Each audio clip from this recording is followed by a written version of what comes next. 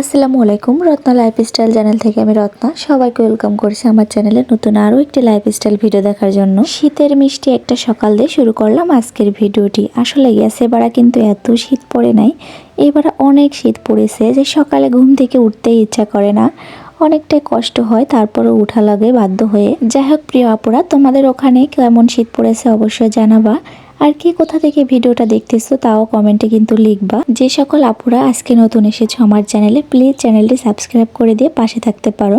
আর video সম্পর্কে কিন্তু একটা কমেন্ট অবশ্যই করবা। নাম না জানা গাছ, এই গাছটা এত ভালো লাগে যে কি বলবো, তবে নিজের হাতে গাছটাকে আমি নষ্ট করে ফেলেছি।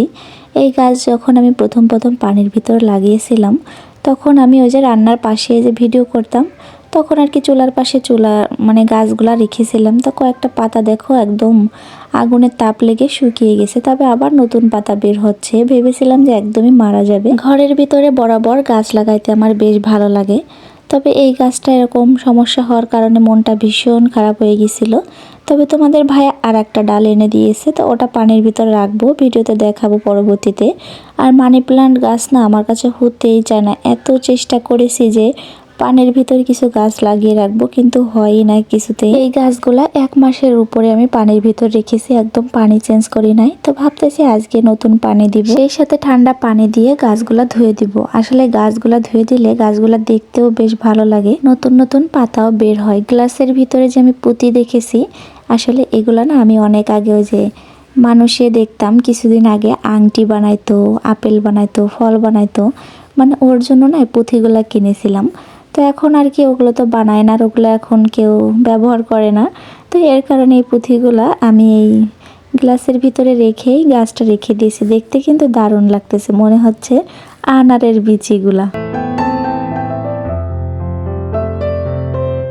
গত ভিডিওতে আমার আপুরা এত সুন্দর সুন্দর কমেন্ট করেছে যে আপুদের নাম না নিলেই নয়। তো ভাবতেছি আজকের ভিডিওতে তোমাদের নাম নিব, আর প্রতিদিন কিন্তু চেষ্টা করব এখন থেকে ভিডিওতে নাম নেওয়ার জন্য। নাম নিলে না মনটা অনেক ভালো লাগে। আমি যদি কারোর ভিডিওতে কমেন্ট করি, আমার নাম যদি পরবর্তী ভিডিওতে নেয়, খুব খুশি হই। সর্বপ্রথম কমেন্ট করেছিল কুটুমবাড়ি ব্লগ আপুটা। ওই আপুটা প্রতিদিনই আমাকে কমেন্ট করে। এরপরে করেছে আবির আদিল ফ্যামিলি ব্লগ, তারপরে করেছিল আর একটা চ্যানেল থেকে। ওই আপুটা না ছেলেটা আমি জানি না, তবে আইডির নামটা হচ্ছে বিতর্কিত কন্ট্রোভার্সিয়াল। জেরিনার সুখের সংসার আপুটা এই প্রথম আমার ভিডিও দেখেছে, কমেন্টে বলেছে। তো আপু তোমাকে অসংখ্য ধন্যবাদ ভিডিওটা প্রথম দেখার জন্য এবং ভালোবাসা দেওয়ার জন্য। শীতের সকালের মিষ্টি ঝলমলে রোদ আমার রুমটা আলোকিত করে দিয়েছে, তোমরা তো দেখতেই পেরেছো। আর আমার রুমটা কিন্তু একদম পরিপাটি করে চলে এসেছে রান্নাবান্নার কাজে।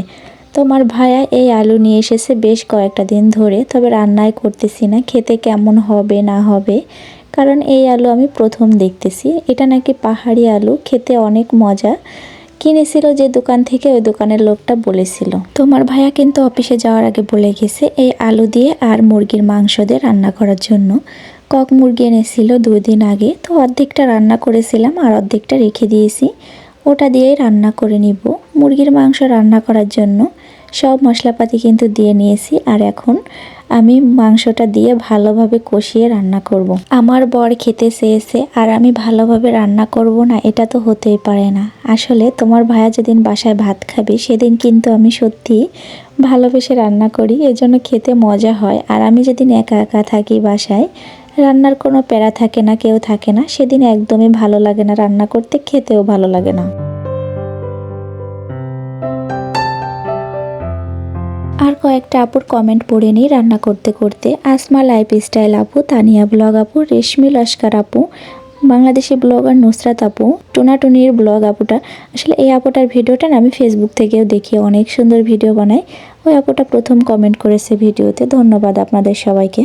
আজকের মতো এই কয়েকটা আপুর কমেন্ট পড়লাম, আর পড়বো পরবর্তী ভিডিওতে। আপুরা সুন্দর কমেন্ট করো, আমি কিন্তু তোমাদের কমেন্টের অপেক্ষায় বসে থাকি। যে সকল আপুরা প্রতিদিন ভিডিও দাও, মাশাল্লাহ তোমাদের খুব ধৈর্য। আমি না একদিন পর পর ভিডিও দিই, তারপরও কেন জানি না ভিডিও দিতে ইচ্ছাই করে না, কিন্তু তোমাদের ভালোবাসার টানে আবারও ভিডিও দিতে চলে আসি।